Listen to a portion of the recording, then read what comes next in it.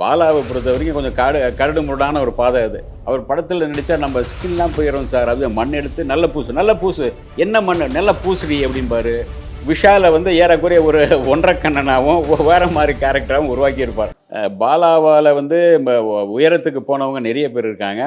அதில் வந்து அவர் கூட அதாவது ஒரு இடத்துல போகும்போது நீங்கள் ஒரு ஒரு பாதையில் போகும்போது சேறு சகதி எல்லாம் அப்புறம் அதை தாண்டி தான் போகணும். பாலாவை பொறுத்த வரைக்கும் கொஞ்சம் கரடு முரடான ஒரு பாதை அது. திடீர்னு கோபம் வந்து அடிப்பார், திடீர்னு திட்டுவார். இது சில நேரங்களில் வந்து அவ்வளோ தூரம் என்ன இது பண்ணிகிட்டு இருக்கேன், அடி ஓங்கி அடி அப்படிம்போது ஓங்கி குத்து அப்படிம்பாரு, காரி துப்பு அப்படிம்பாரு. திடீர்னு அந்த மண்ணை அள்ளி அப்படியே அந்த ஈவன் சில நடிகைகள்லாம் சொல்லுவோம், ஐயோ அவர் படத்தில் நடித்தா நம்ம ஸ்கின்லாம் போயிடும் சார். அது மண் எடுத்து நல்ல பூசு, நல்ல பூசு. என்ன மண்? நல்லா பூசுடி அப்படிம்பாரு. சில நேரம் திட்டுவார். அதாவது அவர் வந்து அப்படியே அந்த அந்த அந்த கதைக்குள்ளே அந்த கதாபாத்திரத்துக்கு உள்ளே போயிடுவார். அவர் அதுதான் அவருடைய இது. நைட் ஆனால் வேறு மாதிரி போயிடுவான்னு வச்சுக்கோங்க. பகலில் வந்து அந்த கதாபாத்திரம் வந்து அப்படியே ஸ்டடி பண்ணி ஆகணும். அப்படியே அவர் சொல்கிற மாதிரி பண்ணணும் அப்படிங்கிறது தான். அதனால தான் மெனக்கெட்டு பண்ணதுனால தான் உங்களுக்கு விக்ரம்ங்கிற ஒரு நடிகரை வந்து மிகப்பெரிய அளவில் காட்டினது அவர் தான். அதுக்கு முன்னே ஸ்ரீதருடைய படத்தில் நடிச்சிருக்காரு. மற்ற சில பேர் நடிச்சிருந்தாலும் கூட அவரே விக்ரமே ஒரு முன்னே சொல்லி பட்டர்ஃப்ளை எல்லாம் பண்ணியிருக்காரு. பிசி ஸ்ரீராமன். அப்போதெல்லாம் கேட்கும்போது விக்ரமே என்ன சொல்லுவார்னா, முதல் படம் எனக்கு போயிருந்தா நானே வந்து ரொம்ப தலைகணத்தோடு இருந்திருப்பேன். அது முதல் படம் போகாதது எனக்கு ரொம்ப நல்லது அப்படின்னு சொல்லியிருப்பார். அதனால் உங்களுக்கு பாலா வந்து அடையாளம் காட்டினார். பாலா வந்து நிறைய பேர் அடையாளம் காட்டியிருக்காரு. அதாவது அமீர் அக்னி அப்படிங்கிற ஒரு டைரக்டர் உருவாகவும் அப்புறம் யார் நம்ம அந்த கஞ்சா கருப்பு இப்போ நிறைய டைரக்டர்கள் உட்பட நிறைய பேர் உருவாகியிருக்கான். அதே சமயத்தில் அந்த ஒவ்வொரு டைரக்டரும் அவர் கூட பாதி படத்தோடு ஓடி போயிடுவாங்க. என்னென்னா அதாவது சசிகுமார் உட்பட என்னென்னா பாலாவுடைய டார்ச்சர், பாலாவுடைய திட்டுவார், அடிப்பார். திட்டுவார், அவ்வளோதான். திட்டுவார், அசிங்கமாக திட்டுவார். இதை தாங்க முடியாமல் தான் அவங்க வெளியே போயிடுவாங்க. அது ஏன் அவர் பாலாவுக்காக பெரிய சாபம் கொடுத்த நம்ம அழகன் தமிழ்மணி அண்ணன் இருக்கார, அவர் கூட பெரிய அளவில் ஒரு சாபம் கொடுத்துருந்தார். இனிமேல் நீ இதாக மாட்டேன்னு சொல்லி சாபம் கொடுத்தார். காரணம் வந்து பாலாவால் இந்த தாடி கூட எடுக்க முடியாமல் அவருடைய அம்மா இறந்த போதும் கூட இந்த தாடி எடுக்கக்கூடாதுன்னு பாலா சொன்னதுனால அந்த சாபம் அவர் கொடுத்தார். அந்த மாதிரி சில சில சில விஷயங்கள் பண்ணுவார். அந்த தாடி எடுக்கக்கூடாது, நீ வந்து டெய்லி தான் பண்ணணும். அதாவது இவன் பார்த்தீங்கன்னா ஒரு மாஸ் ஹீரோவாக இருந்த ஒரு ஆக்ஷன் ஹீரோவாக இருந்த விஷாலை வந்து ஏறக்குறைய ஒரு ஒன்றரை கண்ணனாகவும் வேறு மாதிரி கேரக்டராகவும் உருவாக்கியிருப்பார். அதாவது இது வேற ஒரு பரிணாமம் தான். இவனுக்கு இதுதான் தெரியுங்கிறது இல்லாமல் இப்படியும் தெரியுங்கிறத உருவாக்கியிருப்பார். அதே மாதிரி ஆர்யாவை பார்த்தீங்கன்னா வேறு மாதிரி அவனை சாதாரண ஒரு டவுசர் போட்டு வில்லேஜில் ஒரு பிக்காலித்தனம் பண்ணுவாங்கள்ல, அந்த மாதிரி ஒரு கேரக்டர் அவர் பண்ண வச்சுருப்பார்.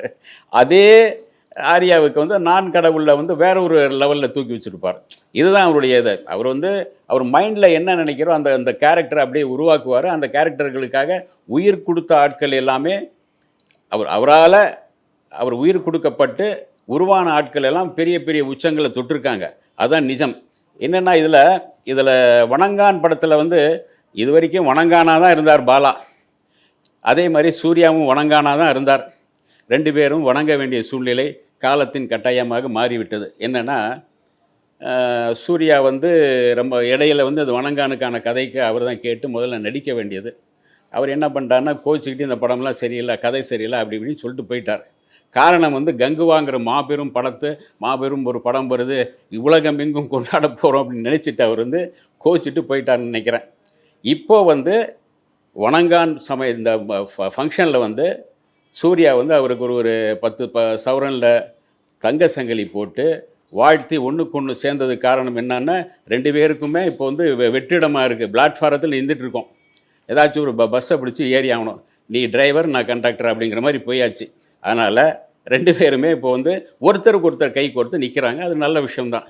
அதே சமயத்தில் இதில் இந்த ஃபங்க்ஷனில் வந்து அவர் கூட அவருடைய படங்களுடைய ஹீரோயின்கள் கண்டிப்பாக வரவே இல்லை. லைலா வந்து அவருடைய மனம் கவர்ந்த மிக மிக மிக மிக அன்பான இவருங்க. நைட் அண்ட் டே அவர் எப்போவுமே அவர் கூட இருப்பாங்க. அந்த அளவுக்கு ஒரு அன்பான ஒரு ஹீரோயின் அவங்க கூட வரல.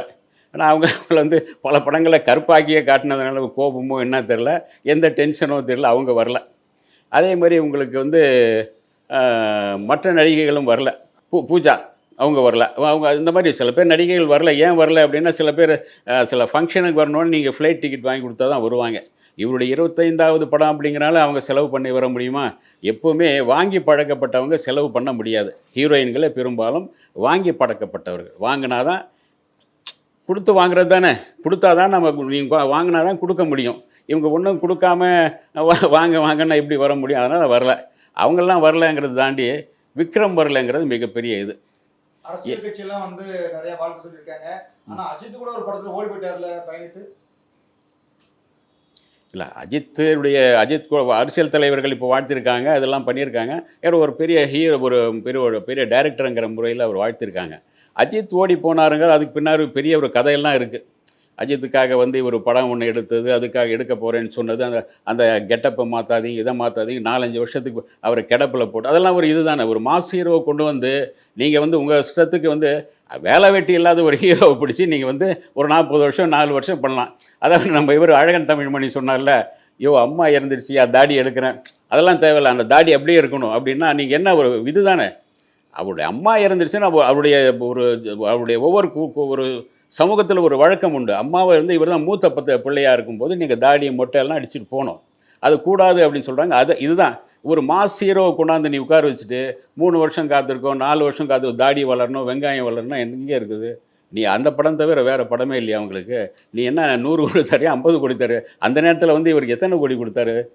அந்த கோடிகள் கம்மி தானே அப்போ. 1 கோடி என்னமோ தான் சம்பளம் அந்த நேரத்தில இவருக்கு. அப்போ அதுவே வந்து நீங்க இது பண்ணல ஒழுங்கா. அதனால அஜித்துக்கு நீங்க குடுத்த டார்ச்சர் அஜித்தால வந்து கெட்ட பேர் தான் வந்துச்சு. பாலாவுக்கு நல்ல பேர் வரல. ஒரு மாஸ் ஹீரோவ சரியா பயன்படுத்தியிருந்தா, அவருக்கு இன்னும் கொஞ்சம் பெரிய லெவல்ல போயிருக்கலாம். பாலாவும் பெரிய லெவல்ல போயிருக்கலாம். அது அவரா கெடுத்துக்கிட்டார். அஜித்த நீங்க சரியா கையாண்டிருந்தா, அஜித் அவனே தேடி வந்து உங்களுக்கு வாய்ப்பு தருவார். அவரே கொஞ்சம் கை தூக்கி தூக்கி விடுவார். அது அந்த ஒரு நல்ல தன்மை அஜித்ட்ட இருக்கு. ஆனா பாலாகிட்ட அது இருக்கான்னு தெரியல. சரக்கு உள்ள போயிடுச்சுன்னா, இவரே 2 ஆளா, 3 ஆளா மாறிறாரே. எப்போ அதனால அதெல்லாம் நீங்க சரக்கு தான் அந்த மாரி போயிருது. சரி விடுங்க அத. என்னன்னா, அஜித் அந்த காரணத்துக்காக தான் அவர் வந்து அவர் வாழ்த்தவும் இல்ல, வரவும் இல்ல. அது இந்த சீனுக்குள்ள நம்ம அஜித்த சேர்க்க வேண்டாம். இப்போ நான் ஆர்யா ஆர்யாவும் சொல்லிட்டேன். இப்போ பாலா வச்சு படம் பண்ண 10 படம் பண்ணியிருக்காரு. ஆமா, 10 படத்தோட ப்ரொடியூசரும் வந்து வாழ்த்திருந்தா அதுதான் பூரண நிறைவான விழாவா இருந்திருக்கும். ஆமா. அந்த 10 பட ப்ரொடியூசரும் நீங்க நடுத்தூர்ல இருக்கான்னு கேள்விப்பட்டேன். அதை பத்தி சொல்லுங்க. இல்ல 10 ஆரம்ப படத்துலேருந்து இப்போ புரொடியூசர்கள் யாருமே அவரால இதாகலையே. நீங்க ஒரு படத்துக்கான செலவுகள்னு ஒண்ணு இருக்குல்லங்க. அதாவது நீங்க உங்க மைண்ட்ல வச்சிருக்கீங்க, இப்படி தான் எடுக்கணும் அப்படி. நீங்க ஃபிலிம் வேஸ்ட் பண்ணிட்டு தான் அன்னைக்கு ஃபிலிம் தானே இருந்தது. ஃபிலிம் எவ்வளோ வேஸ்ட் பண்ணியிருக்கீங்க? எவ்வளோ ஃபிலிம் வேஸ்ட் பண்ணி என்னது இது பண்ணியிருக்கீங்க? அதாவது அவ்வளோ வந்து செலவுகள் மேல செலவு மேல செலவு. நீங்க ஒரு ஒரு ஏரியால போய் உட்கார்ந்தா 40 நாள், 50 நாள் செலவு வந்து அங்கே உட்கார ஒவ்வொருத்தருக்கும் செலவு தானேங்க. உட்கார ஹோட்டலுக்கு, அந்த இவனுக்கு சாப்பாடு, விதவிதமான சாப்பாடு எல்லாமே செலவு தானே. அந்த புரொடியூசருக்கு நீங்க என்ன லாபம் சம்பாரிச்சு குடுக்குறீங்க? ஒரு மாஸ் ஹீரோவ வச்சு நீங்க ஒரு படம் பண்ணும்போது, அதனால ஒரு பிசினஸ் பண்ணிக்கலாம். மெதுவா அந்த பணம் வந்துரும்னு சொல்லலாம். நீங்க எடுக்கிறது அப்கமிங் ஒரு ஹீரோ அல்லது ஏதோ ஒரு புது ஹீரோ. அவன வச்சு என்ன பிசினஸ் பண்ண முடியும்? பாலாவுக்கு ஒரு பிசினஸ் இருக்கா இன்னைக்கு? பாலாக்கு என்ன பிசினஸ் இருக்கு? சங்கருக்கு ஒரு பிசினஸ் இருக்குன்னு சொல்லுவாங்க. சங்கருக்கு அவருக்கே இப்போ வந்து ஆட்டம் கண்டுடுச்சு. சங்கருக்கே கிடையாது இப்போ. அப்போ வந்து பாலாவுக்கு என்ன பிசினஸ் இருக்கு? உங்களுக்கான பிசினஸ் என்ன? அத வச்சு நீங்க வந்து படம் பண்ணா, அந்த புரொடியூசருக்கும் லாபம். அந்த புரொடியூசரும் உங்களால லாபம் அடைந்தால் வருவார்கள். ஆர்பி சௌத்ரிங்கிற ஒரு புரொடியூசர். நீங்க என்ன இன்னைக்கு வரைக்கும் ஒரு 80 பேருக்கு அறிமுகப்படுத்தியிருக்காரு. இன்னைக்கு வரைக்கும் அவர் பேசப்படுறாருல்ல. அவர் வந்து கே.எஸ். ரவிக்குமார் உருவாக்குனது. கே.எஸ். ரவிக்குமார்ங்கிற மிகப்பெரிய ஒரு ஒரு மினிமம் கேரண்டி டைரக்டர். அதுக்கு என்ன? கே.எஸ். ரவிக்குமாரை விட ஒரு நல்ல டைரக்டரா சொல்லுங்க பாலா. அவரை விட கோவப்படக்கூடியவரா சொல்லுங்க. கே.எஸ். ரவிக்குமார் டென்ஷன் ஆனானா கண்டபடி திட்டுவார். சேரனை விட்டு சண்டை போடு அவரை திட்டின திட்டுக்காக தான் சேரன் வெளியே போனார். அதாவது விக்ரமன் சாரே சொல்லுவார், இவர் என்ன திட்டுவார்னு தெரியாது. திடீர்னு அசிங்கமாக திட்டுவார். டேய் படம் மயிறு முட்டு அப்படி இப்படி என்னென்ன திட்டுவார். கரெக்டாக நேரத்துக்கு நடந்தாகணும் ஷூட்டிங். அவரை பொறுத்த வரைக்கும் 45 நாள் இந்த கால் ஷீட் அப்படி கொடுத்துட்டாங்கன்னா 40 நாளில் முடிச்சிருவார்.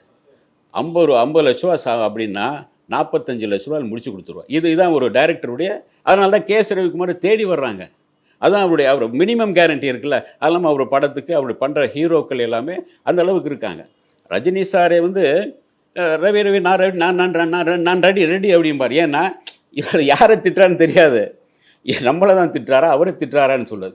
ஏன்னா சின்னப்பா தேவர்கிட்ட ஒரு இருந்தார் இல்லையா, மாபெரும் அவரை வந்து படிக்கவே இல்லை. அவர் மாபெரும் ஒரு தயாரிப்பாளர். காசாலே அடிப்பார் அவர். காசு கொண்டு போய் ராஜா உன் சம்பளம் எவ்வளோ 10 லட்சம் 7 லட்ச ரூபா இந்தா அப்படின்னு கொட்டுவார். அவ்வளோதான். சரி ஓகே என்ன இந்தா டேட் அவ்வளோதான், இத்தனை இந்த டேட்டில் வரணும், வரலைன்னா நான் திட்டுவேன், எவனாக இருந்தாலும் சரி. எம்ஜிஆரே திட்டுவார் அவர். இதுதான் அவருடைய பாலிசி. ஏன்னா அவர் என்ன சொல்லுவார்னா, காலைல 7 மணி ஆகிடுச்சுன்னா 9 மணிக்குள்ளே 3 ஷாட் எடுத்தாகணும். எடுக்கலைன்னா அத்தனைக்கு டேரக்டர்னு அவங்க தம்பி தான். அவர் தம்பியை அசிங்கமாக திட்டுவார். டேய் நீ தம்பி ஆனாலும் டேரக்டரா அப்படின்னு திட்டுவார். ஏன்னா அன்றைக்கி முடிச்சாகணும். அவர் என்ன பண்ணுவார், இத்தனாம் தேதிக்குள்ளே இந்த படம் ரிலீஸ் பண்ணுறேன்னு சொல்லிட்டு அறிவிப்பார். அந்த அறிவிப்போடு வருவோம். இப்போ பாலா அந்த மாதிரி என்ன பண்ணியிருக்கா சொல்லுங்கள்? எந்த படமாவது குறிப்பிட்ட டேட்டில் வந்திருக்கா? அந்த தயாரிப்பாளருக்கு சம்பாரித்து கொடுத்துருக்காரா? அந்த ஹீரோ வளர்ந்துருக்கார், இவர் வந்திருக்கலாம். அந்த தயாரிப்பாளருக்கு என்ன வந்துச்சு? 10 படம் எடுத்து 10 பேரும் தெருவில் தானே அலைகிறானே தவிர, இவரால் அடுத்த படங்களுக்கு போகலாம், பெரிய லெவலில் வரலாம் அப்படின்னு வரலையே. பாலாங்கிற ஒரு நல்ல டைரக்டர், திறமையான டைரக்டர். ஆனால் அவருடைய சுபாவங்கள், அவருடைய பழக்க வழக்கங்கள் தான் அவரை இந்த மாதிரி ஒரு பின்தங்கிய வேற ஒரு ஓரமாக வச்சிருக்கு. வணங்கான் வணங்கான் அவர் அப்பாமா இதில் நம்ம அருண் விஜய் தான் வந்திருக்காரு. அவருக்கு லைஃப் கொடுக்குமா அல்ல அந்த தயாரிப்பாளருக்கே அது மறுபடியும் லைஃப் கொடுக்குமாங்கிறது அந்த படம் வந்த பிறகு தான் தெரியும். ஒருவேளை இந்த கதை வேறொரு படத்தோட அவர் எடுத்த ஒரு படத்தோட கதை தான் அப்படி சொல்கிறாங்க. அதுவே மறுபடியும் கொஞ்சம் டிம்கிங் அதெல்லாம் மாற்றி கீத்தி பண்ணியிருக்காருன்னு சொல்கிறாங்க. அது என்னன்னு தெரியல. ஏன்னா சில நடிகர்கள் டைரக்டர்கள் ஒரு 10 கதை தான் அவங்ககிட்ட இருக்கும். அதை தான் சுற்றி எடுப்பாங்க. அதுக்கு பிறகு அந்த கதையை குட்டி போட்டு எடுப்பாங்க. நம்ம சங்கர் மாதிரி. சங்கர் அதானே பண்ணிகிட்ருக்கார். அதனால் அந்த மாதிரி வந்துடும். ஆனால் இது எப்படி வணங்கான் எப்படி இருக்குன்னு இவர் வணங்கானாக இருக்கார். அந்த படமும் வணங்கானா கம்பீரத்தோடு வருமா? அவருக்கு தயாரிப்பாளருக்கு ஒரு போட்ட முதலீடு வருமா? லாபம் சம்பாதிப்பாரா? அப்படிங்கிறத இனிமே தான் பார்த்து தான் தெரியும். என்ன இதில் ஒரு மிகப்பெரிய ஸ்கூல்லேருந்து வந்தவர். பாலு மகேந்திரா அப்படிங்கிற ஸ்கூலில் வந்தவர். பாலு மகேந்திராவை இவரே நடிக்க வச்சுருந்தார் ஒரு படத்தில், முதல் படத்தில். என்னென்னா போஸ்ட்மானே தான் நடிச்சு வச்சுருந்தார். அந்த அளவுக்கு வேலை வாங்கக்கூடியவர். அதாவது யாராக இருந்தாலும் ஒரு எப்படி பாரதி ராஜா ஒரு களிமண்ணை கூட நீங்கள் ஒரு கல்லை கூட நடிக்க வைப்பார்னா அந்த அளவுக்கு ஒரு டேலண்ட் உள்ளவர். நடிக்க வச்சுருவார். அந்த அளவுக்கு ஒரு வேலை வாங்குவார். அதாவது இந்த சேது படமே நீங்கள் யார் நம்ம விக்னேஷை வச்சு எடுக்கணும்னு சொல்லிட்டு இருந்தார். ஒரு வேலை விக்னேஷ் பண்ணியிருந்தா அவர்கிட்ட வேலை வாங்கியிருப்பார். அதாவது ஒரு கலைஞனுக்கு ஒரு டைரக்டர் தானே, இவருக்கு எல்லாமே தெரிஞ்சக்கூடியவர். ஒரு 10 படம் ஒரு வித்தியாசமான படங்களாக கொடுத்தார். இந்த ப்ரொடியூசருக்கு ஒரு லாபமாக நட்டமாங்கிறது கிடையாது. ஆனால் பேர் சொல்லக்கூடிய ஒரு நல்ல டைரக்டராக இருக்கார். அந்த வகையில் அவருடைய 25ஆம் ஆண்டில் அவரை நிறைவாக வாழ்த்துவோம். இன்னும் சிறப்பான சில படங்கள் தரணும்னு கேட்டுக்கிறோம்.